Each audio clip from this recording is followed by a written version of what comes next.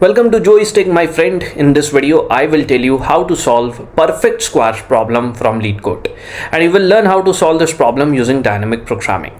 Without further ado, let's dive right into the problem statement. But do subscribe to my channel Joystick and hit the bell icon if you haven't already, because that way you won't miss out on these useful videos that can help you get your dream job in your dream company. So this problem gives you a number n and you need to determine the minimum number of perfect squares that add up to the given number. And what's a perfect square? A perfect square is an integer that is the square of an integer. That is, it is the product of an integer with itself. So 4 here is the perfect square. It is the product of 2 and 2. So let's say the number is 12. That means n is 12. So the minimum number of perfect squares that add up to 12 is 3, because 12 is the sum of 3 fourths and 4 is the square of 2. If you consider n as 13, then the minimum number of perfect squares whose sum will be 13 is 2, because 13 is the sum of 9 and 4. 9 is a perfect square, it's a square of 3, and 4 is a perfect square of 2. Hence, the minimum number of perfect squares that sum to 13 is 2. Alright, this was the problem. Now let's get into the solution right away. Now the first intuition to solve this problem came to me from a problem known as minimum number of coins that make a given value. So first we create an array that starts from 0 and goes all the way to the number n. So if n is 12, then we will create an array of size 13. Now we start from this cell. So n is going to be 0 in the first iteration. How many perfect squares do we need to get to 0? 0, right? So we put 0 in this first cell and then we move to this cell. N now becomes 1. How many perfect squares do we need to get the sum as 1? Obviously 1, because square of 1 is 1. We go to this cell now. The number is 2. How many perfect squares do we need to get the sum as 2? So 2 will be the sum of 1 square plus 1 square. 2 is the sum of 1 and 1, right? So we need 2 perfect squares to get the sum 2. Hence we populate 2 over here. Now we move to this cell. Here n becomes 3. This is where we start using the dynamic programming technique, and previously calculated solutions can now be used to calculate the value of this cell.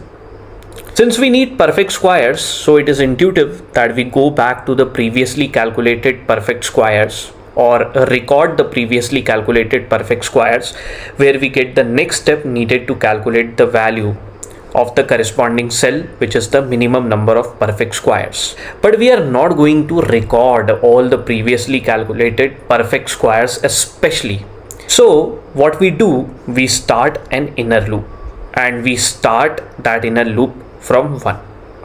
Let me represent the inner loop by I, and let this 3 be represented by n. So what's the square of 1? It's going to be 1 only. Here the value is 1. So the first component of all the components to sum to 3 becomes 1 square. Remember, this 1 square forms this one. Okay. So we have got our first perfect square. Now how do we calculate the remaining components or the remaining perfect squares? It's simple. We subtract this last perfect square, which is 1, from 3. What we get? We get 2. And how many perfect squares are needed to sum to 2? 2 only. Which are these within the brackets? That's it. They become the remaining 2 components of this equation that sum to 3, and you get 3 as the minimum number of perfect squares to sum to 3. So we populate 3 over here. Now this inner loop moves further and I becomes 2. What's the square of 2? 4. But 4 is greater than 3, hence this candidate won't be considered and the inner loop stops here. Okay, so I moves back to 1 and n moves to 4. Alright, and we have got the final value for this cell. We start from 1. What's its square? 1 only. Here the value is 1. So the first component in the equation to calculate 4 becomes 1 square. Okay. We now subtract 1 from 4. So we get 3. And how many minimum perfect squares are needed to sum to 3? 3, which were 1 square plus 1 square plus 1 square. So they become the remaining components of the equation, and hence we get 4 perfect squares that sum to 4. So we populate 4 over here.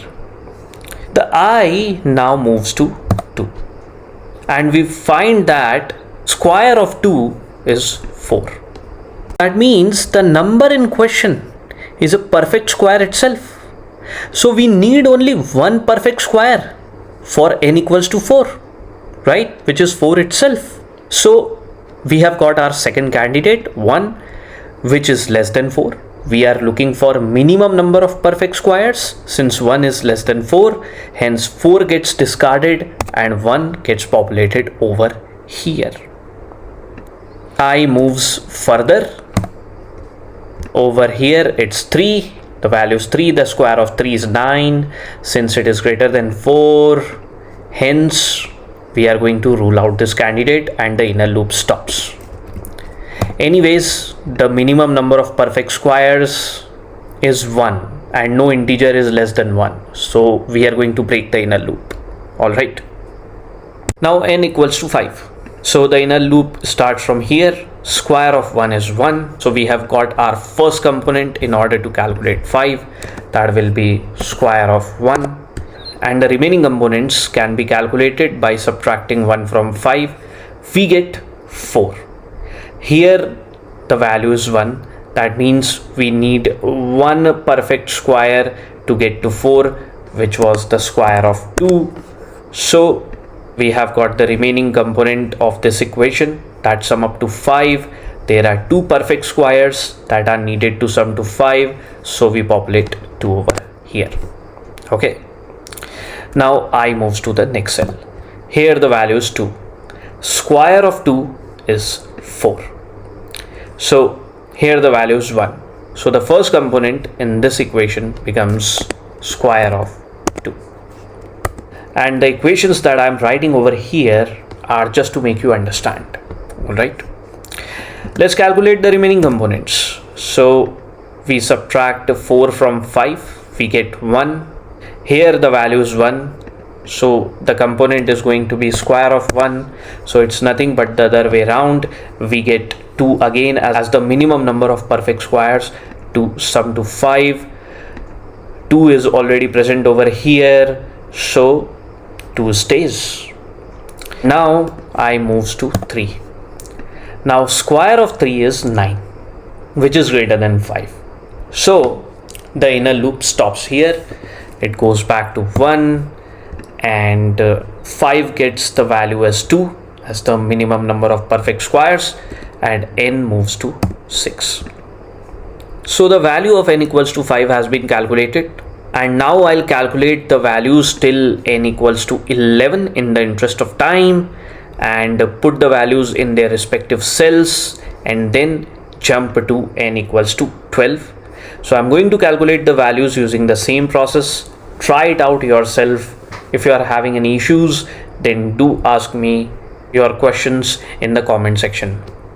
And so I have calculated all the values till n equals to 11. That means the minimum number of perfect squares that sum to 11. And now I am at n equals to 12. This is our final sub problem. That is also going to give us the solution of our main problem. So I is at 1. We'll start from 1. What's the square of 1? It's 1. Here the minimum number of perfect squares that is needed to sum to 1 is 1. We subtract 1 from 12. We get 11. Here the value is 3. That means the minimum number of perfect squares that sum to 11 is 3. 3 plus 1 is 4. So we get our first candidate, which is 4. and I moves to the next cell. Here it's 2. The square of 2 is 4. Okay. Here the value is 1. That means the minimum number of perfect squares that sum to 4 is 1. We subtract 4 from 12, we get 8. Here the minimum number of perfect squares that sum to 8 is 2. 2 plus 1 gives us 3. 3 is less than 4, so we populate 3 over here. How did we get 3? It is 2 square plus 2 square plus 2 square. And these two components, the last two components form 8 and the first component forms 4. Now I moves to 3. Square of 3 is 9 and the minimum number of perfect squares that sum to 9 is 1. 3 square. Alright. Let me write it over here so that you understand it better. We subtract a 9 from 12 to get the remaining components. 12 minus 9 is 3. The minimum number of perfect squares that sum to 3 is 3. So they will be plus within brackets 1 square plus 1 square plus 1 square. Okay. So the total number of perfect squares that sum to 12 using this way when I is 3 is 4. Now 4 is not less than 3. Hence we discard 4 and 3 stays. Okay. Now I moves to the next cell.